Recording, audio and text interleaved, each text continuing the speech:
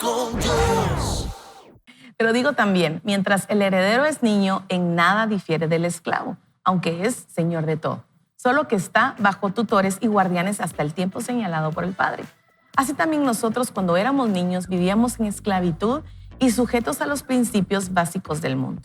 Pero cuando se cumplió el tiempo señalado, Dios envió a su Hijo, que nació de una mujer y sujeto a la ley, para que redimiera a los que estaban sujetos a la ley, a fin de que recibiéramos la adopción de hijos.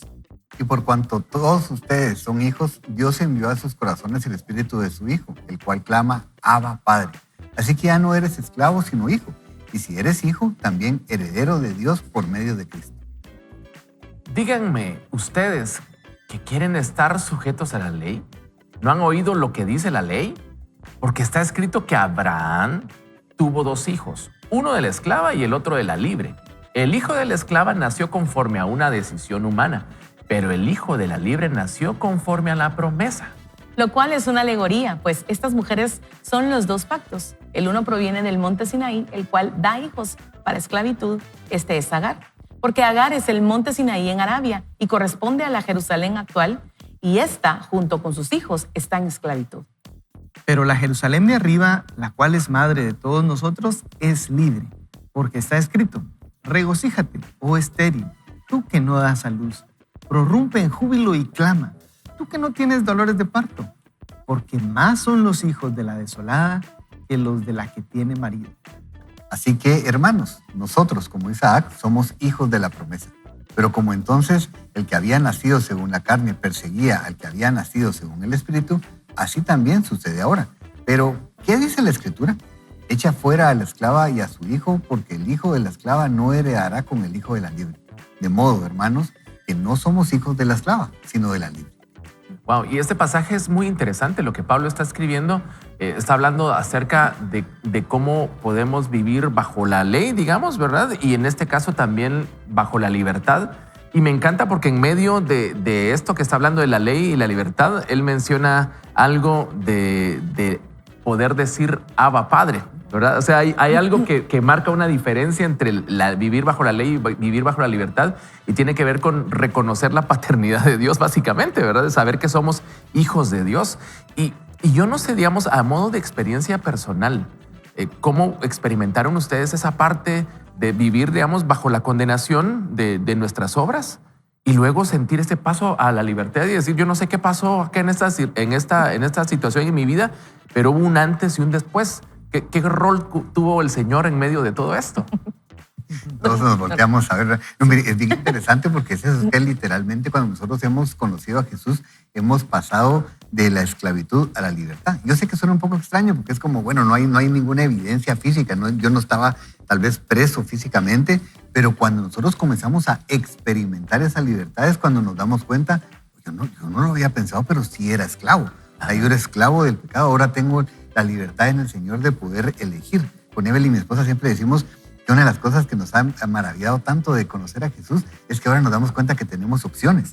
Ajá. Cuando no lo conocíamos, sencillamente no teníamos opción. Para mí el pecado era la forma de vivir, no habían opciones, pero en el Señor no es que estemos obligados a hacer lo bueno, porque si yo quiero hacer lo malo, puedo hacerlo, porque tengo la libertad de hacerlo, pero ahora me doy cuenta que tengo otra opción. Ya no solo el pecado, sino poder tomar la decisión de decir, no, yo quiero vivir agradando al Señor, pero de una manera libre. Y por eso es que pone siempre esta contraposición entre la ley, ¿verdad?, y la libertad verdadera, porque muchas veces nosotros queremos ir relacionarnos con Dios únicamente a través de la ley, y eso no es suficiente, porque eso lo que significa es que yo estoy haciendo algo para poder alcanzar a Dios, pero la libertad que Él nos da es completamente distinto, no es lo que yo hago, sino lo que Él hizo a través de Jesucristo por mí. Entonces, es completamente distinto. Así que sí, yo les podría decir, para mí, de verdad lo puedo decir, o sea, con toda certeza, yo he experimentado una libertad que nunca creí poder tener en el momento que conocí a Jesús. Ahora, digamos, desde la perspectiva de lo que Ricky dice, no es una libertad que nosotros podamos comprar. Y ese es el tema, ¿verdad? Que necesitamos la intervención del Señor. Así es. Y fíjense que yo estaba leyendo esto y yo veo acá tres cosas que suceden en esta escritura. 2 de ellas son como trámites legales que se hacen, ¿verdad? El primero es que nosotros estábamos destinados a la muerte. Y entonces, ¿por qué? Entonces, eso quiere decir que estábamos sujetos al pecado, estábamos esclavos al pecado, haciendo lo que nuestra carne quería. Cuando venimos al Señor, recibimos a Jesús en nuestro corazón, entonces se da este proceso de redención. Pero en realidad, si nosotros no lo entendemos, si no lo vivimos, es simplemente un trámite legal. Pero cuando llegamos a esta parte donde dice, y por cuanto ustedes son hijos, o sea, ya se dio el trámite legal, ¿verdad? Jesús murió por nosotros y entonces nos da ese acceso a que volvamos a tener esa relación correcta con el Padre. Pero yo lo puedo saber, pero puedo hacer que no lo sienta todavía. Pero acá es donde Dios hace este milagro. Dice, Dios envió a sus corazones el espíritu de su Hijo Jesús, el cual clama, Abba, Padre. Y entonces ahí sí tengo yo ese sentimiento, esa conexión con Él, algo que yo puedo sentir porque el Espíritu de Jesús clama en mí, Abba, Padre. Y no dice que solo es una vez. Yo creo que esto es continuamente, que el Espíritu de Jesús está diciendo, Abba, Padre, Abba, Padre, Abba, Padre. Y entonces vemos en todo el Nuevo Testamento que nuestro espíritu se une con el Espíritu de Jesús y entonces nosotros también ya podemos clamar de nosotros mismos, Abba, Padre. Y yo tengo hijas adoptadas, hijas por adopción, y yo veo muy claramente esto. Cuando mi hija mayor a veces hace cosas o deja de hacer cosas porque creo que no ha entendido por completo, o hay partes o hay días en que ella como regresa a ese estatus de no soy hija. Y entonces si yo hago algo malo puede hacer que ellos algún día digan ya no eres mi hija. Entonces vemos algunas actitudes, vemos algunas situaciones que hace que como que la jalan para decir yo aquí no pertenezco, yo no soy. Pero entonces nosotros le empezamos a decir, mi amor, tú eres hija para siempre. Nosotros somos familia para siempre. Entonces es como, yo lo veo ejemplificado acá. Es como el Espíritu de Jesús diciéndole, tú eres hija y puedes tener y disfrutar, eso es. Porque no solo saber que todo este proceso legal pasó, que Jesús pagó el precio que tenía que pagar legalmente, públicamente, para que nosotros fuéramos sus hijos y somos adoptados entonces. Pero ¿será que yo me siento hija? ¿Será que yo siento y veo ese proceso legal y lo hago mío? Y entonces ahora ya soy hija y dice, así que ya no eres esclavo, sino hijo. Y eres hijo y también eres heredero. O sea, ya no soy esclavo, pero también soy heredero. O sea, tengo permiso, tengo derecho legal a esa herencia. Entonces creo que es algo, aquí a Jesús, Dios nos pasa a un ámbito, siéntanlo pues, o sea, sientan y créanse hijos. Yo pienso que tratando de llevarlo, ¿cómo lo ejemplificaríamos ahora? Porque pues ahora no hay esclavos, pero suponiendo que yo vivo en una casa, ¿cómo me siento? ¿Soy el empleado o soy el hijo del dueño? Y suponiendo que yo soy un joven, ya no tanto, pero ahorita me recordé cuando entendí esto. Si yo vivo en una casa y me dicen, tenés que lavar el carro. Si yo soy empleado y me toca que lavar, de repente hasta pido una cantidad para lavar el carro.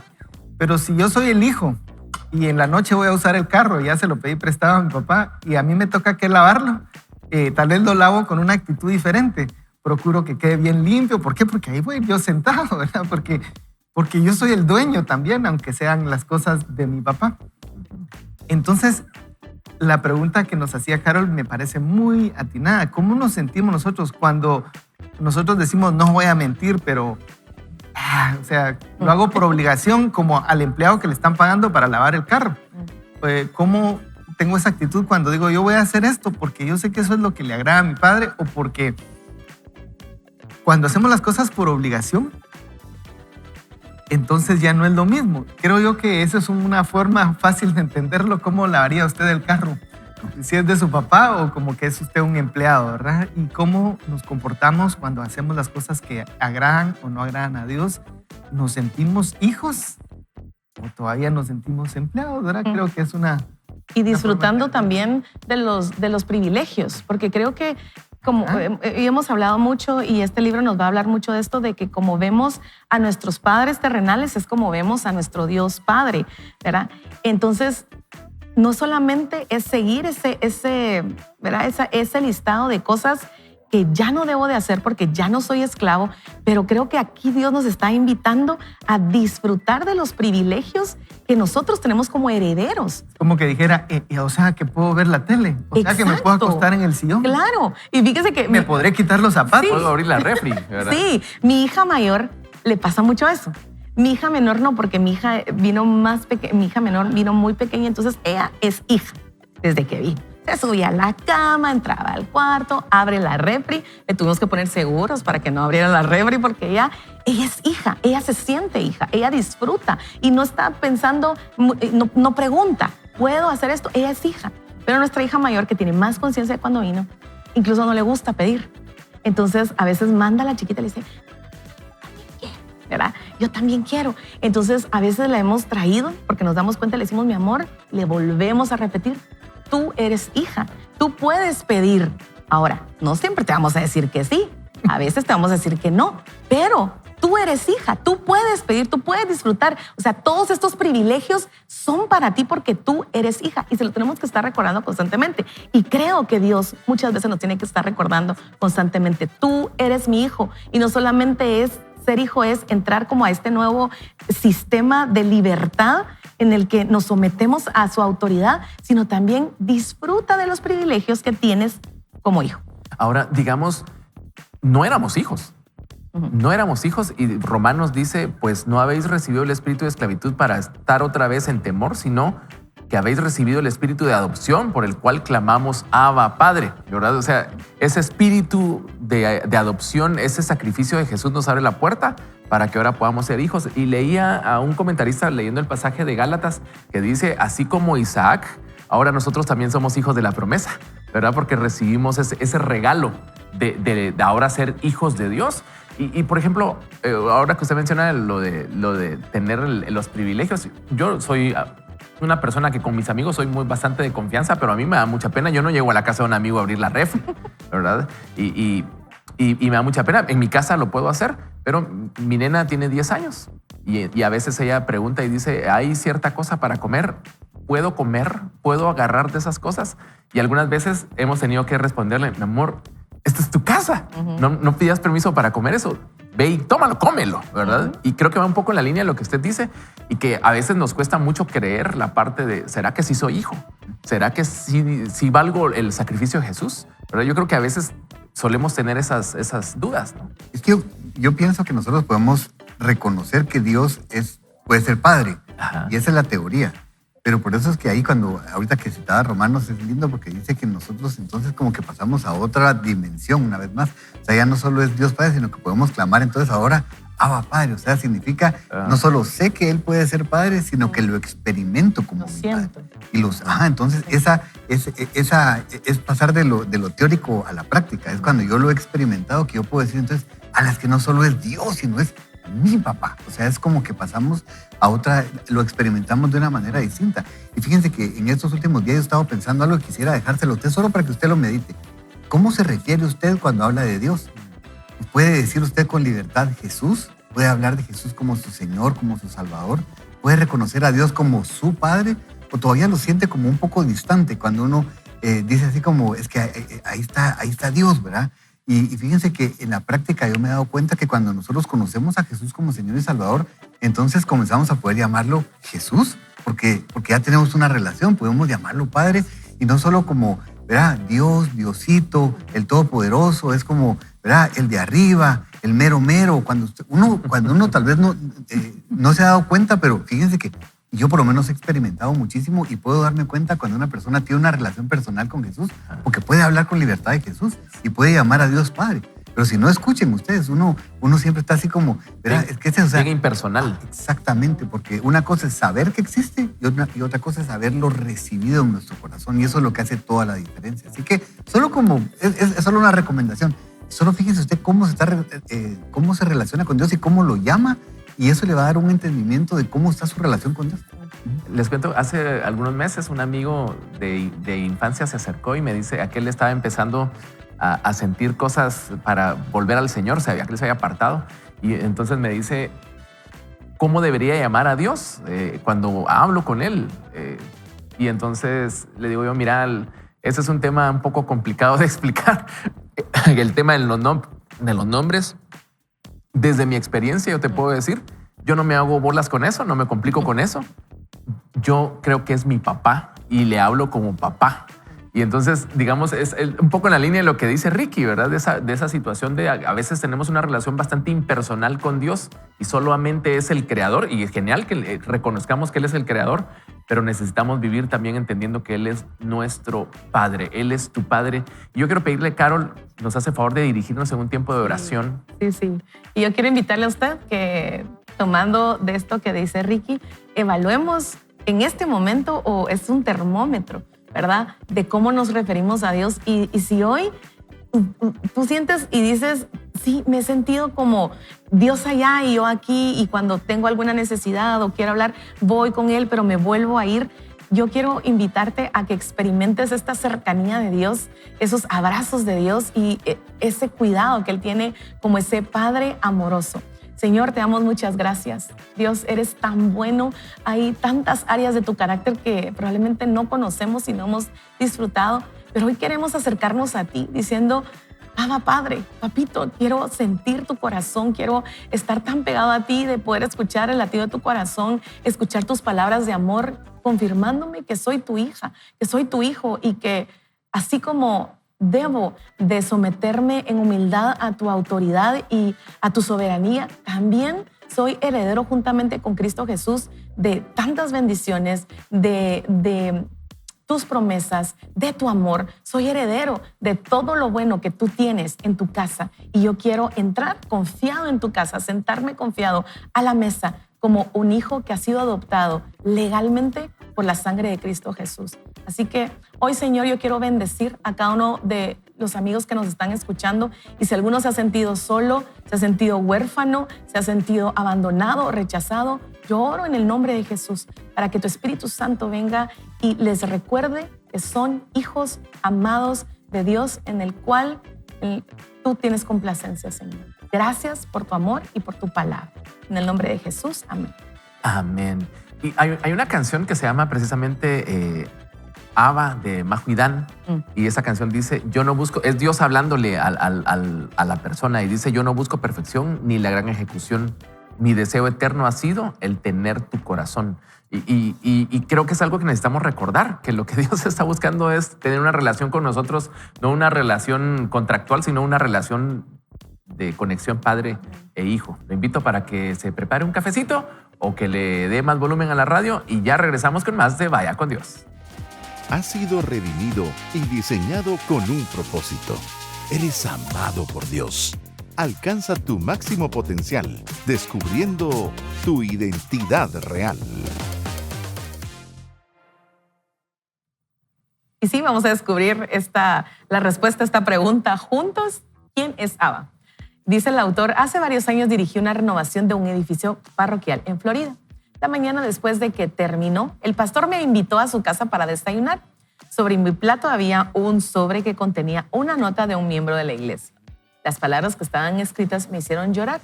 Decían, querido Brennan, a lo largo de mis 83 años nunca he tenido una experiencia como esta.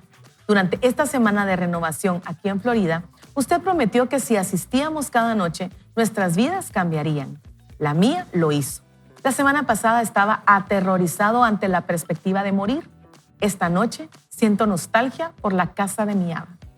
Un tema central en la vida personal de Jesús es la creciente intimidad, confianza y amor por su Padre. Después de su nacimiento en Belén, Jesús fue criado en Nazaret por María y José de acuerdo con la tradición de la comunidad judía. Como todos los judíos devotos, Jesús oraba el Shema Israel, que es así. Escucha, Israel, el Señor nuestro Dios es el único Señor. 3 veces al día. Jesús estaba rodeado por el Eterno, el Yo soy el que soy. En su viaje humano, Jesús experimentó a Dios de una manera que ningún profeta de Israel hubiera soñado o se hubiera atrevido alguna vez. Jesús fue habitado por el Espíritu del Padre y le dio un nombre a Dios que escandalizó tanto a la teología como a la opinión pública de Israel. El nombre que salía de la boca del carpintero nazareno era Abba. Los niños judíos utilizan esta forma coloquial, íntima de expresión cuando llaman a sus padres. Por lo tanto, que Jesús la usara con Dios no tenía precedentes, no solo en el judaísmo, sino en ninguna de las grandes religiones del mundo. Abba, como una manera de dirigirse a Dios, era una auténtica expresión original de Jesús. Esto era algo nuevo y sorprendente. Aquí radica la gran novedad del Evangelio. Jesús, el Hijo amado, no se guarda esta experiencia para sí. Nos invita y nos llama a compartir la misma relación íntima y liberadora. Pablo también escribió al respecto y dice, porque todos los que son guiados por el Espíritu de Dios son hijos de Dios. Y ustedes no recibieron un espíritu que de nuevo los esclavice al miedo, sino el Espíritu que los adopta como hijos y les permite clamar, Abba, Padre. El Espíritu mismo les asegura a nuestro espíritu que somos hijos de Dios. Juan, el discípulo a quien Jesús amaba, ve la intimidad con Abba como el efecto primario de la encarnación.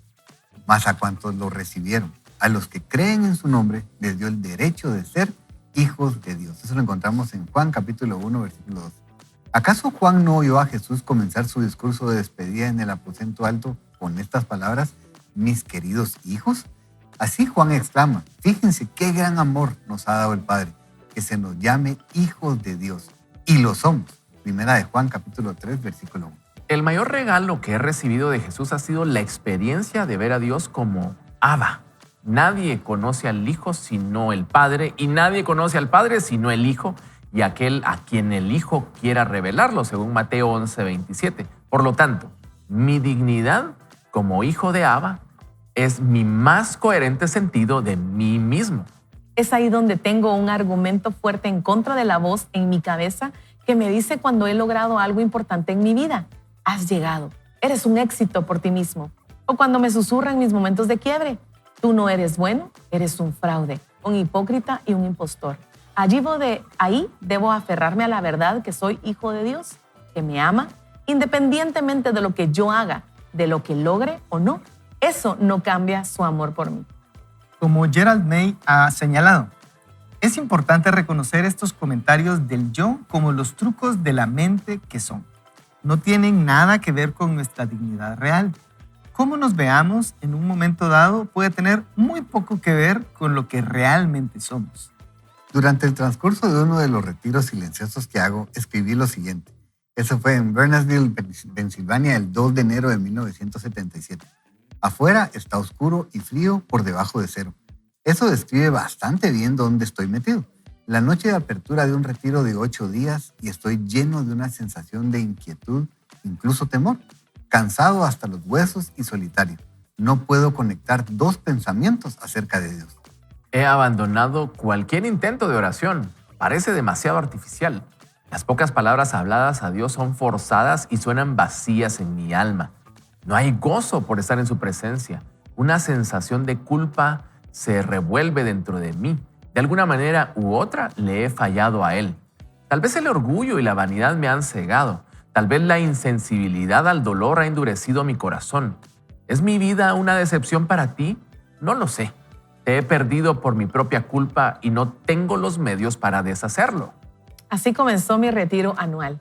La fatiga física pronto pasó, pero la sequedad espiritual se mantuvo. Me quejé durante 2 horas de desolada oración cada mañana, otras 2 horas por la tarde y 2 más en la noche, siempre con un sentimiento de estar confundido y desorientado. Leí las escrituras, nada. Caminé por el suelo, aburrimiento. Probé con un comentario bíblico, nada de nada. Totalmente vacío. El 5º día fui a la capilla a las 4 de la tarde y me acomodé en una silla para comenzar un tiempo de meditación. Durante las siguientes 13 horas permanecí despierto, inmóvil, completamente alerta. A las 5:10 de la mañana siguiente, salí de la capilla con una frase que sonaba en mi cabeza y golpeaba mi corazón. Vive en la sabiduría y el amor de Dios. El amor se despierta en la seguridad de saber que somos profunda y sinceramente del agrado de alguien. La mera presencia de esa persona especial en una habitación llena de gente trae alivio y una fuerte sensación de sentirse seguro. Contar con la presencia de alguien cálido, cariñoso, afectuoso, destierra nuestros miedos. Y provoca que los mecanismos de defensa que nuestro impostor interno, como el sarcasmo, decir que uno conoce a gente importante, el legalismo, la necesidad de impresionar a otros, etc., se desvanecen y llegamos a ser más abiertos, reales, vulnerables y cariñosos. Crecemos en el amor de Dios para con nosotros. Es por esto que pasar tiempo a solas, buscando estar en la compañía de Dios, nuestro Abba, lo cambia todo. Hace años conté la historia de un sacerdote de Detroit llamado Edward Farrell que viajó a Irlanda durante sus 2 semanas de vacaciones de verano. Su único tío con vida estaba a punto de celebrar su cumpleaños número 80. El gran día, el sacerdote y su tío se levantaron antes del amanecer y tomaron un paseo a orillas del lago y se detuvieron para ver el amanecer. Se quedaron de pie, uno al lado del otro, mirando directamente hacia la salida del sol. De repente, el tío se volvió y se fue saltando alegremente por el camino. Estaba radiante, resplandeciente, sonriendo de oreja a oreja. Su sobrino le dijo: «Tío Seamus, ¿se ve realmente feliz?» «Lo soy, muchacho», contestó. ¿Quiere contarme por qué? «Sí, verás, mi Abba me tiene mucho cariño», dijo Edward. Y me pregunto, dice el autor, ¿cómo respondería usted si le hiciera esa pregunta hoy? ¿De verdad cree que Dios le ama? ¿Es feliz al saberlo? Si pudiera responder con una honestidad brutal, ¿qué diría? Y ahora te pregunto, dice, ¿qué dirías tú? Qué linda lectura la que estamos teniendo en este segmento. La invitación es para que usted siga participando con nosotros al 30 43 88 88 y nos cuente su experiencia. Hay una porción en donde el autor dice: Jesús, el Hijo amado, no se guardó esta experiencia para sí mismo, sino que la compartió. Y leíamos en los pasajes anteriores, que en el bloque anterior, Pablo también narra que el Espíritu clama y nos invita a que nosotros tengamos también la experiencia de decir: Abba, Padre. No solo es el Dios todopoderoso, creador de todo, sino que tengamos la experiencia de decir: es mi Padre. Y eso es maravilloso, Huguito, que tengamos el acceso delante del Señor y no solo decir Él es el creador de todo, sino decir es papá. Es el que está conmigo, ¿verdad? Y fíjense que Alejandro, a mí me gusta oír a Alejandro Méndez, él tiene su frase que dice: ¿cómo estás? Bien, contale a tu cara, mano, porque no se te nota, dice, ¿verdad? Tiene esa frase y leyendo esta última historia, Ajá. Yo quisiera preguntarle a la audiencia, ¿cómo se reconocen ustedes? ¿Usted es una persona realmente alegre, que tiende a la alegría? ¿Usted es una persona más bien crítica o que pudiera incluso tender a la amargura o al dolor? Porque me gusta pensar en este tío Seamus que dice que está sonriente de oreja a oreja, resplandeciente, radiante. Me imagino como una ovejita saltando, ¿verdad? ¿Y por qué está así? Y la respuesta es: mira, Dios me ama, ya entendí que Dios me ama. Y si bien hay diferentes temperamentos, quiero reconocer eso, no todos van a ser iguales, ¿verdad? Hay personas más melancólicas, hay personas más cálidos, hay personas más pensativos. Sin embargo, cuando uno tiene una buena noticia, uno se alegra de unas vacaciones, uno se prepara con las cosas que a nosotros nos parecen alegres. Y esta noticia de que Dios nos ama, que Él es nuestro Padre, lo que acabas de estar diciendo, debiera alcanzarnos por lo menos para que nuestra actitud general vaya cambiando poco a poco, ¿verdad? No pretendemos que sea de un solo, no pretendemos, pero sí creo que debe tener un efecto. Y a mí me gusta mucho ese ejemplo y creo que es una cosa que podemos reflexionar en nosotros mismos. ¿Qué tanto tendemos a la amargura o a la alegría? Y creo que puede ser un patrón que nos indique si nosotros debiéramos poder estar inmersos en Dios y en reconocer ese amor de Dios. Porque el amor, como dice la Biblia, es el que echa fuera el temor. Es el que echa afuera el temor al castigo, diría 1 Juan. Y ese es el que cambia nuestro corazón. No es el miedo no al castigo, sino es el amor incondicional de Dios el que de verdad nos puede transformar. ¿No? Y es que, y todo comienza por recibir a Jesús como Señor y Salvador, porque ahí es cuando nosotros podemos llamar por primera vez Padre con propiedad a Dios, ¿verdad? O sea, lo podemos hacer ya con propiedad. Y miren, y aquí el autor nos recordaba Juan 1:12. Yo quisiera que usted ahí, cuando termine el programa, vaya y lea Juan 1:12 y se va a dar cuenta que es eso. O sea, probablemente venimos de un contexto en el que nos han dicho que todos somos hijos de Dios, pero no es lo que la Biblia dice. La Biblia nos dice que nosotros nos convertimos en hijos cuando tomamos una decisión, y esa decisión es recibir a Jesús en nuestro corazón como Señor y Salvador. Y Juan 1:12 dice eso: más a cuantos lo recibieron, a los que creen en su nombre, les dio el derecho de ser hijos de Dios. Y ahí es donde comienza toda esta experiencia de descubrir a Dios como un Dios cercano, como ese papá, ¿verdad? Y que verdaderamente, como decía Huguito, que nuestra cara lo refleje, ¿verdad? A mí me gusta mucho Primera de Pedro 3:15, es una de mis escrituras favoritas, porque dice que estemos preparados para dar respuesta cuando las personas nos pregunten acerca de la razón de nuestra esperanza. Yo digo, para que alguien me pregunte, significa que vio algo diferente, porque no dice para que ustedes vayan y compartan o prediquen, dice cuando les pregunten. Entonces, hoy ¿será que si alguien nos mira a nosotros nos preguntaría, vos contame por qué tenés esa cara, ¿verdad? ¿Por qué tenés esperanza? Son los problemas que tenés. ¿Verdad? Sí. Pero Estás enojado. ahora si nos miran y nos miramos igual que el resto, pues como que no mucho se nota. Pero para poderlo reflejar, Ricky, necesitamos en verdad sentir ese amor y sentirnos amados. Yo creo que la frase más popular en el cristianismo y en algunas otras religiones es Dios te ama, ¿verdad? Lo hemos visto en cosas para la refri, en descansadores de pantallas, vamos atrás ahora en nuestro muy querido tráfico de Guatemala y en las camionetas, ¿verdad? Dios te ama. Ahora la pregunta, querido amigo, es, ¿usted se siente amado por Dios? Porque si usted se siente amado por Dios, la presencia de Él va a hacer que sus miedos, sus temores, la amargura, la culpabilidad se vaya. Ahora, si hay todo esto en nuestra vida, probablemente es porque no nos sentimos amados, no nos sentimos hijos, no nos sentimos que tenemos ese privilegio de poder entrar confiado a su presencia y recibir ese amor de hijos. Y yo quiero invitarle hoy a que si usted se siente así hoy, tal vez hoy en la soledad de su historia y decir, yo no tuve papá que me diera este amor, esas palabras de afirmación, no tuve una familia en la que me sentía así, entonces hoy no puedo experimentar o decir que experimento el amor de Dios. Yo quiero invitarle a que usted pueda salir de ahí y experimentar ese amor de Dios y decirle, Dios, tal vez hasta el día de hoy, yo de oídas te había escuchado, pero yo quiero sentir tu presencia y quiero sentirme amado. Y si usted hace esa oración de corazón, yo estoy seguro que el Espíritu Santo va a venir sobre usted y Él le va a recordar y va a hacer que todos sus sentidos se abran para experimentar la presencia de ese Abba Padre en su vida y usted poderse sentir amado, y entonces esa calidez, ese cariño, ese afecto va a desterrar todo ese miedo, va a desterrar toda esa amargura y usted va a empezar a disfrutar de esos abrazos del Padre.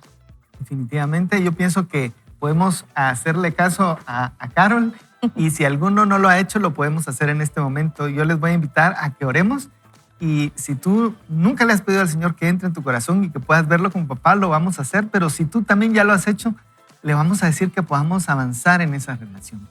Así que oremos y animémonos a decirle así desde el inicio: Padre, gracias porque tú te hiciste disponible para nosotros, Señor. Yo quiero decirte hoy que quiero conocerte como papá. Yo quiero sentir que tú me amas, poder estar feliz por eso, sentir la confianza de que tú estás conmigo, que tú me ayudarás en todas las circunstancias. Yo quiero pedirte que tú entres a mi corazón y me des esa convicción de que soy tu hijo. Yo quiero pedirte, si tú ya has entrado en mi corazón, que tú me permitas avanzar en esta relación. Yo quiero sentirme confiado. Señor, ayúdame en mis dificultades, en los temores que me surgen. Yo sé que tú eres un padre bueno y no necesariamente eres como mi papá o como mi mamá. Gracias, Señor, por lo bueno que pude ver en ellos, pero yo quiero conocerte a ti como tú eres. Quiero poder confiarme en ti completamente y de esa manera obedecerte completamente con convicción, seguirte, Señor, sabiendo que tú eres un Dios bueno, que me ama, que me ayuda, que está disponible para mí, así como yo quiero estar también disponible para ti, Señor. Ayúdame a conocerte cada día más. En el nombre de Jesús, Señor. Amén. Vamos a una breve pausa y regresamos con más de Vaya con Dios. Amor y perdón. Debido a que toda la plenitud de la divinidad habita en su forma corporal, según afirma Colosenses 2:9, Jesús entiende de una forma singular la ternura y la compasión del corazón del Padre. Eternamente engendrado del Padre, Él es el Hijo de Abba. ¿Por qué Jesús amó a los pecadores, a los mendigos y a la muchedumbre que no sabía nada de la ley? Porque su Abba los amaba. Él no hizo nada por su propia cuenta, sino solamente lo que su Padre le dijo.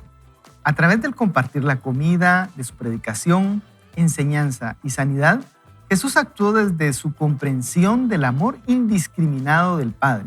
Un amor que hace que salga el sol sobre malos y buenos y que llueva sobre justos e injustos por igual. Por estos actos de amor, Jesús generó un escándalo para las personas que no lo entendían, los devotos y los religiosos. Lo absolutamente imperdonable para ellos no era su preocupación por los enfermos, los lisiados, los leprosos, los poseídos, ni siquiera su asociación con los pobres. El verdadero problema era que se involucró con las fallas morales, con la gente obviamente no religiosa e inmoral, personas moral y políticamente sospechosas, los abandonados, dudosos, oscuros, sin esperanza, que existían como un mal que se podía erradicar, que estaban al margen de toda sociedad. Este era el verdadero escándalo. ¿Tenía en realidad que llegar tan lejos con ellos? ¿Qué clase de amor peligroso e ingenuo es este?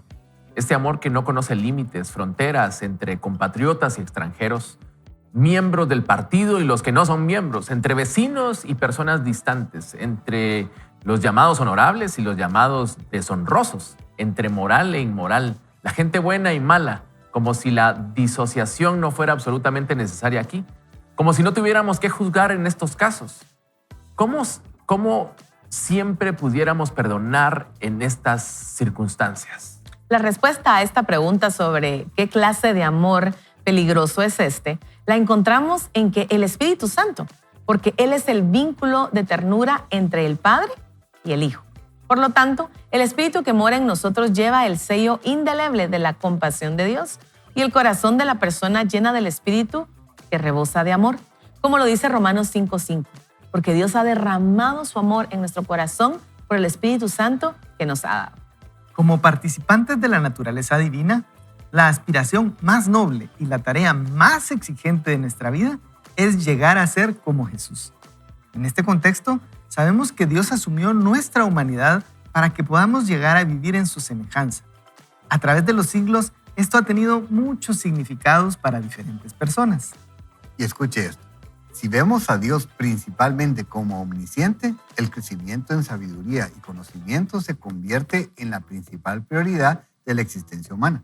Si concebimos a Dios como todopoderoso, la búsqueda de la autoridad con el fin de influir en los demás es el camino para llegar a ser como Dios. Si percibimos a Dios como inmutable e invulnerable, ser como una roca y tener un alto umbral de dolor será la forma de parecernos a Él. Sin embargo, el enfoque correcto es que la vida de Jesús sugiere ser como Abba, sugiere mostrar compasión y amor. Jesús revela en una vida excepcionalmente humana, divina y compasiva a la vez. Las Escrituras apuntan a una íntima conexión entre la compasión y el perdón. Según Jesús, un sello distintivo del Hijo de Abba es la voluntad de perdonar a nuestros enemigos. ¿Qué dijo Jesús? Amen a sus enemigos, háganles bien y serán hijos del Altísimo, porque Él es bondadoso con los ingratos y malvados. Esto lo encontramos en Lucas 6:35. Y nos dice el autor también que en el Padre Nuestro reconocemos la característica principal de los hijos de Abba cuando oramos. Pues dice, perdónanos nuestras deudas como también nosotros hemos perdonado a nuestros deudores, en Mateo 6:12. Jesús presenta a su Abba como el modelo para nuestro perdón. El rey de Mateo 18, que perdona una suma altísima, una deuda impagable. El Dios que perdona sin límite, hasta 77 veces. Dios llama a sus hijos a un estilo de vida contracultural de perdón en un mundo que exige el ojo por el ojo. Pero si el amar a Dios es el primer mandamiento y amar a nuestro prójimo demuestra nuestro amor por Dios, y si es fácil amar a los que nos aman, entonces amar a nuestros enemigos debe ser la insignia que identifica a los hijos de Abba. El requerimiento para vivir como hijos perdonados y perdonar es completamente inclusivo.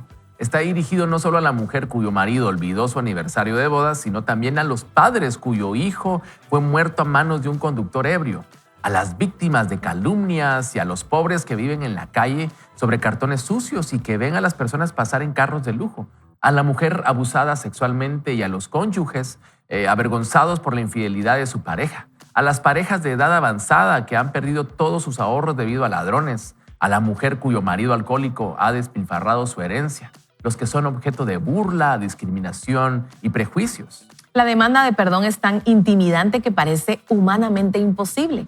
Las exigencias de perdonar están simplemente más allá de la voluntad humana sin la gracia divina. Únicamente la fe audaz es una fuente mayor a nosotros mismos, puede fortalecernos para perdonar las heridas infligidas por otros. En momentos límites como estos, solo hay un lugar donde ir: los pies de la cruz. Permanezca allí por un largo tiempo y observe cómo el unigénito de Abba muere completamente solo en una escena brutal.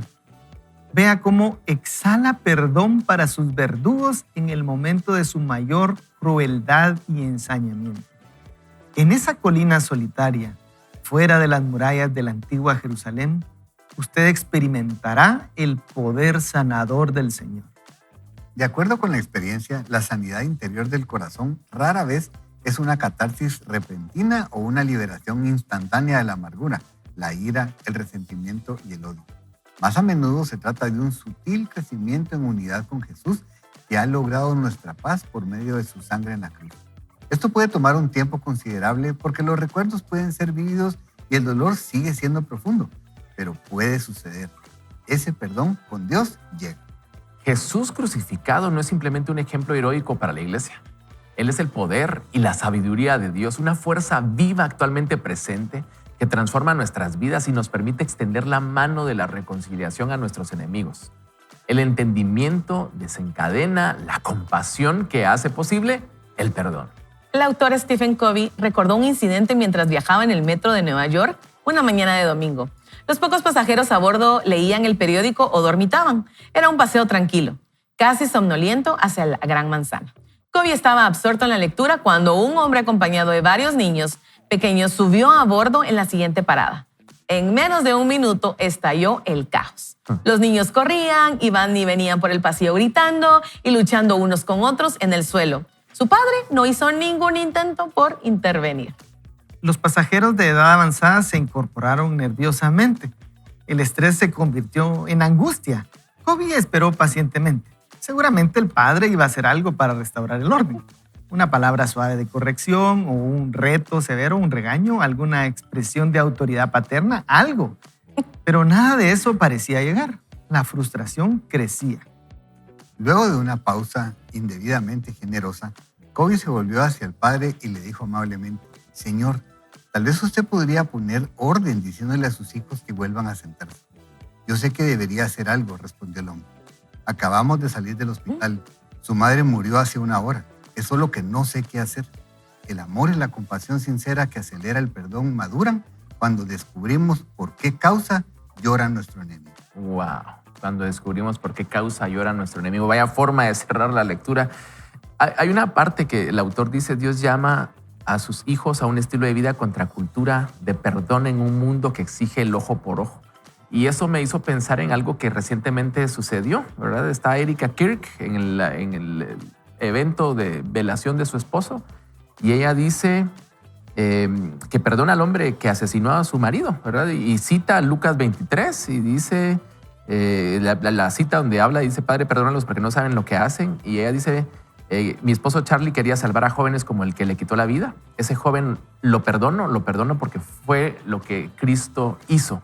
Y ella lo perdona ahí en público. Pero quiero hacer mención de algo que me encontré por ahí. Resulta que un actor de nombre Tim Allen, yo sé que lo han visto por ahí de repente en algunas películas, escribe algo en sus redes sociales en el momento que ella está dando este discurso. Y él escribe y dice: cuando Erika Kirk pronunció estas palabras sobre el hombre que mató a su esposo, ese joven, y dijo: lo perdono, ese momento me afectó profundamente.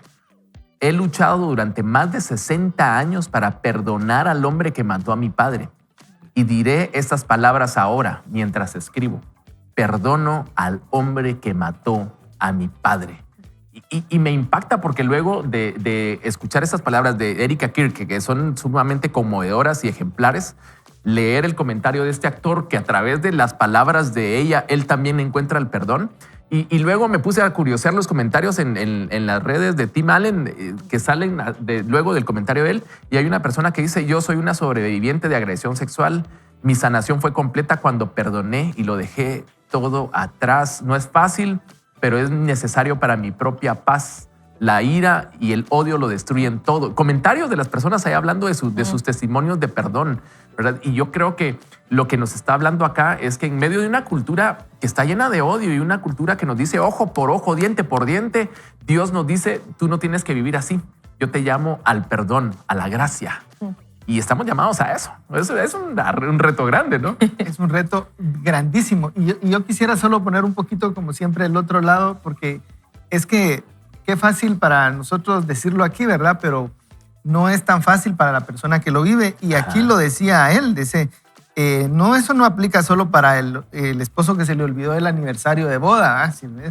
Perdónelos, no. Es una gran cosa. Es un gran pecado. Ese sí es un gran pecado, dice Carol. Sino que aplica para esas cosas realmente duras. Y yo quisiera decir que la Biblia nos habla también de un Dios justo que no da por inocente al culpable. Ajá. Y que no se trata de decir, o sea, que Dios quiere pretender que eso nunca pasó o que es bueno. No se equivoque. Dios no le está diciendo que eso fue bueno, que eso que pasó no importa o que usted no importa, porque cuando a uno le dicen, hace como que no importara, es como que te dijeran, tú no eres importante. Ajá. Y no es eso el mensaje del Señor. El mensaje del Señor es que usted no tenga que cargar eso. Él va a cargar con eso. Y de hecho, Él castigará al que considere y al que no se arrepienta y perdonará.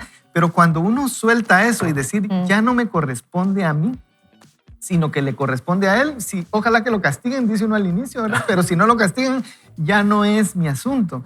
Entonces, bueno, yo necesito perdón por mis pecados, esto me sirvió a mí. Bueno, yo necesito perdón por mis pecados, sí. Va. Yo quiero pedir justicia o misericordia. Como pienso en mí, no, mejor misericordia, ¿verdad? No justicia.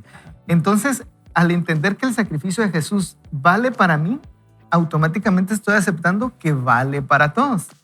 Entonces sería como doble moral para los que les gusta razonarlo así, que yo diga, para mí por favor misericordia y para los demás justicia, ¿verdad? Ajá. Entonces, no, misericordia, yo soy de los que piden misericordia para todos. Si algunos van a recibir castigo y justicia, ya no es mi asunto, ya no me corresponde a mí, yo me puedo quitar eso, Dios juzgará, Él hará lo que sea mejor. Pero por lo menos yo me puedo descargar y no tener que estar con eso. Solo quisiera decir, Dios no es que quiera dar por inocente al culpable. Dios está dando oportunidad para que todos se arrepientan, pero no nos invita a que nosotros no carguemos con eso, porque nos hace daño. Y como dicen, no nos tomemos nosotros el veneno queriendo que se muera el otro, sino que nosotros tomemos la medicina y dejemos en las manos del Señor que Él es justo. Yo les quiero decir cómo yo he entendido esto del perdón.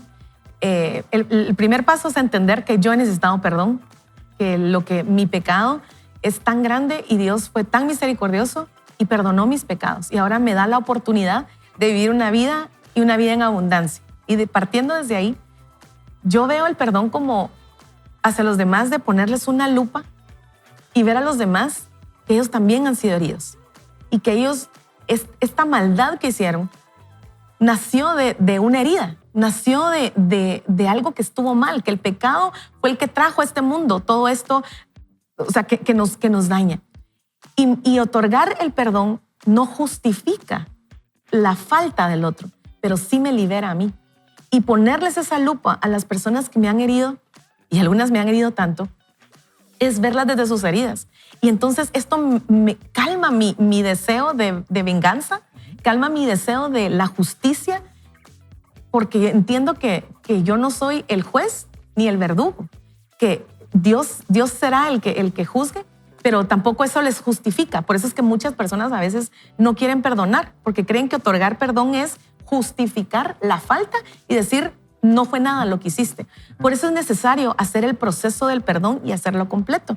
Yo hablaba con una amiga y me decía, es que a veces vienen las personas y me dicen, perdóname, y la respuesta para ellas es, no te preocupes, sigamos adelante. Yo le decía, no es así. Necesitas vivir el proceso del perdón completo y decir las palabras de sí, te perdono. Y entonces ahí se cierra un ciclo. Pero el solamente decir, no te preocupes, no cerramos un ciclo. Y nosotros también necesitamos poner esa lupa sobre las personas que nos han herido, y es ese filtro de ellas también han sido heridas. Mi perdón no justifica la falta, pero sí me trae libertad a mí de amargura, de resentimiento, incluso lo que habla, la parábola en la Biblia cuando dice que este rey perdonó la deuda, pero cuando que al que le había sido perdonada la deuda no perdonó, igual le mandó a los verdugos, ¿verdad? Entonces puedo yo caer en ese ciclo también, ¿verdad? Descendente de volver a traer esos verdugos a mi vida por no perdonar. Sí, miren, yo tuve que hacer de tripas corazón, dirían las abuelitas, para terminar de leer lo que terminamos, con lo que terminamos este segmento de la lectura. Porque en realidad es eso, muchas veces nosotros somos muy duros porque no conocemos la historia de la otra persona, ¿verdad? Y a mí me impresionó muchísimo porque es eso, o sea, yo iba leyendo esta historia, a mí me gusta el orden, ustedes, y me gusta la educación, y he sido un papá que he tratado de educar a mis hijos, que se comporten bien. Yo iba leyendo esto y era así como, sí, hombre, o sea, qué molesto es que alguien llegue. Y cuando me sale con el final de la historia, verdaderamente a mí me desarmó, porque es eso, muchas veces nosotros juzgamos a la persona sin conocer su historia, ¿verdad? Y fíjense que al leer esto, se los digo de manera muy, muy práctica. Yo recuerdo un momento en una congregación, llegó una señora con sus hijos y yo sabía por lo que ella estaba pasando. Y el papá, o sea, su esposo, el papá de esos niños, los había abandonado o sea, el día antes. Y ella, a través de una invitación, llega a la iglesia y sus hijos estaban haciendo relajo, estaban haciendo desorden. Y llegó una de las personas que quería mantener el orden de la iglesia, les llamó la atención, y ella se fue y nunca regresó.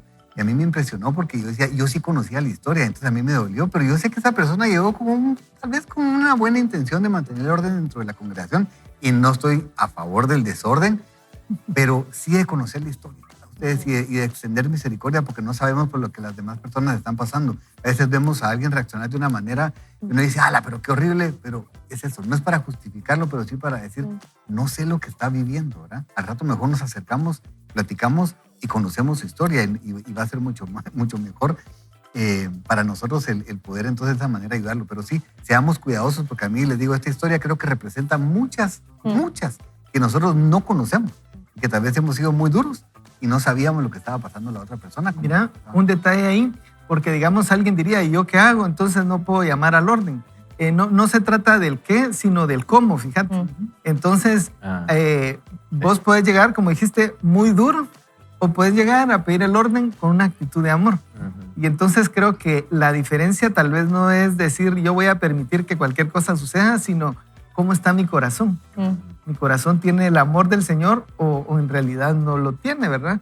Me parece que eso es algo que nosotros podemos distinguir. Pues una cosa es llegar con el cincho y otra cosa es llegar a servir, ¿no? Ajá. Sí, son cosas diferentes. Yo quiero invitarlo a que nos acompañe en un tiempo de oración. El autor nos decía, Jesús amó a los pecadores, en donde estamos ahí nosotros anotados como los pecadores amados y redimidos, a los mendigos, a la muchedumbre que no sabía nada de la ley, y los amó porque su Abba los amaba.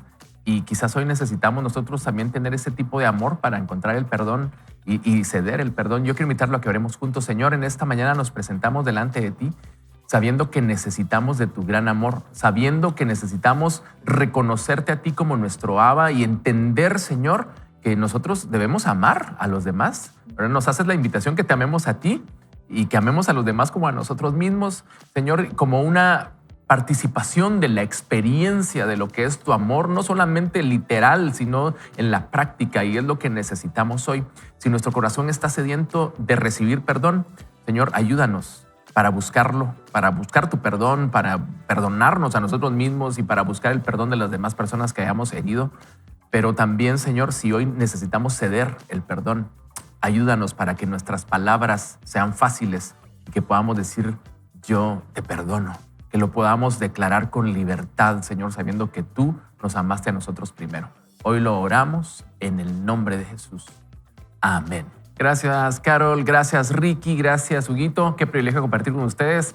En nombre de este equipazo, es momento de despedirnos y vamos a decirlo. Yo se lo ofrecí. Vamos a decir que gracias a Dios hoy es lunes, así que usted se prepara. Nosotros estamos listos. Lo vamos a decir juntos. Claro, claro. Así que lo vamos a decir a la de 3 para que no sea así tan... no salga tan mal en ausencia de Aner. Lo decimos entonces. 1, 2 y 3. ¡Gracias a Dios! ¡Hoy es lunes! ¡Buen inicio de semana!